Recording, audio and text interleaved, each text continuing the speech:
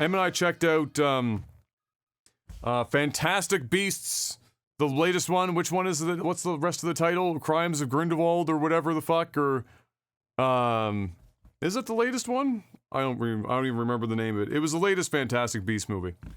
Anyway, I wanted to see it because so much. Well, one, Mads replaced Johnny Depp for this last movie or whatever, right? Or this Secrets of Dumbledore. Sorry, that was it. So Fantastic Beasts, Secrets of Dumbledore. So I wanted to see it because it had been so panned for from what I could tell, any other reason except for the movie was actually bad. It was, oh, it's a J.K. Rowling thing, or oh, it was, Johnny Depp got replaced by Mads Mikkelsen, or oh, they lost the plot and it's no longer about beasts anymore, which was like the closest thing to an actual critique of the series as a whole, not necessarily this individual film.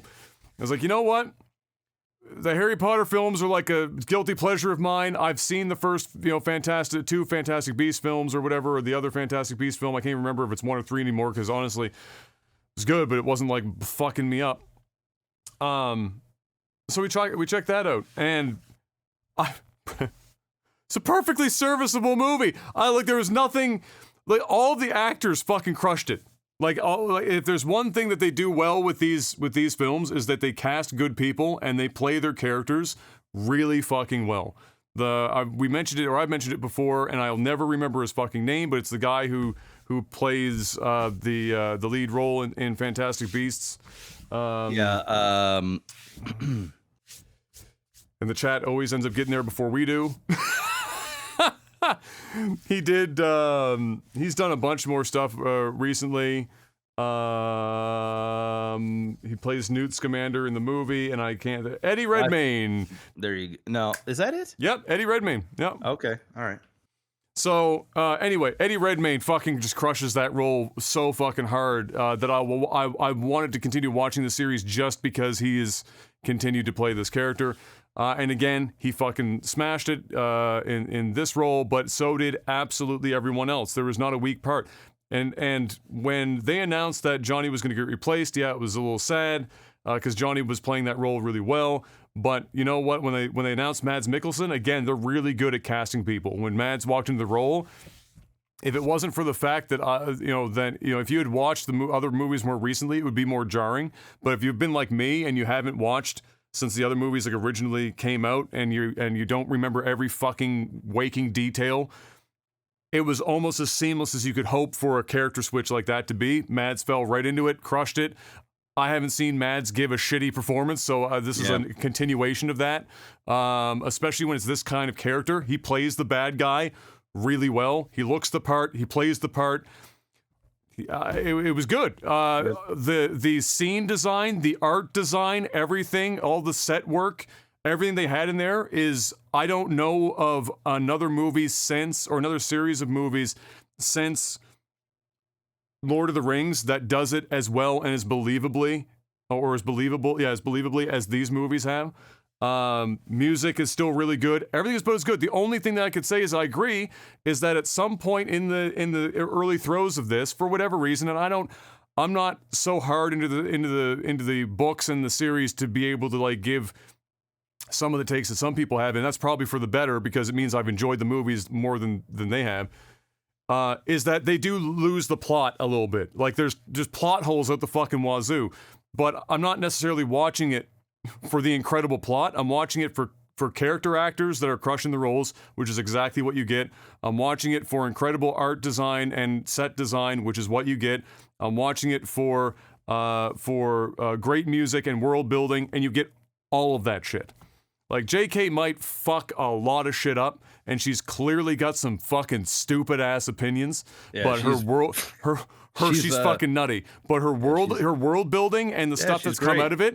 Yeah, can't take that away from her. Yeah. Point me to somebody who does it better in modern times, really. The closest I can come up with, for me personally, my personal taste is it's Lord of the Rings and then Harry Potter. And then George R.R. Martin's got a pretty good imagination too.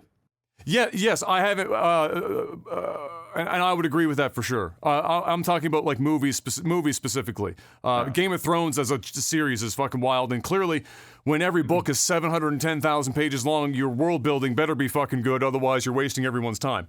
And hopefully he finishes anything that isn't, a movie or a TV show, and maybe finish the books before he dies. I don't know if he ever will, but lots of people are pulling for him in that regard. But yeah, and you know what? That's funny. And I was going to mention this about Mads as well.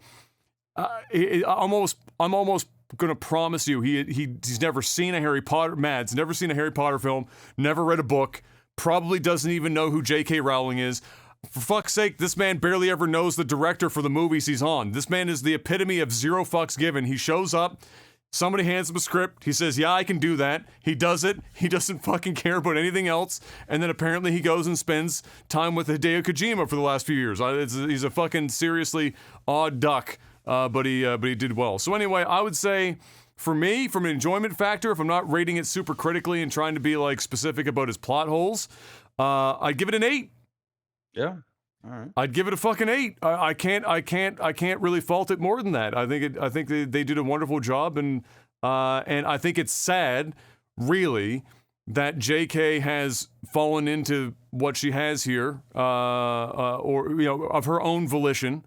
Clearly, I'm not saying she fell into it accidentally, because as I've mentioned before, if there's any takeaway with the Harry Potter books, whether you like them or not in the movies and shit, that series quite literally generated a minimum of 2 straight generations of children that got hardcore into reading. And there are very few authors, children authors, youth authors, or otherwise, that ever get to claim that as being a thing. And then it translated to movies better than almost any novel to movie adaptation. Again, Lord of the Rings would be the thing that I would pin that to, and then to some degree, Game of Thrones. So yeah, I would recommend it if you're somebody that's closer to me, that you're not so hardcore about like you've read all the books and you know every fucking second sentence, and maybe you're gonna poke it full of holes and not enjoy it. But if you just kind of enjoy the world building and kind of can just accept it for what Harry Potter has become, it's an 8.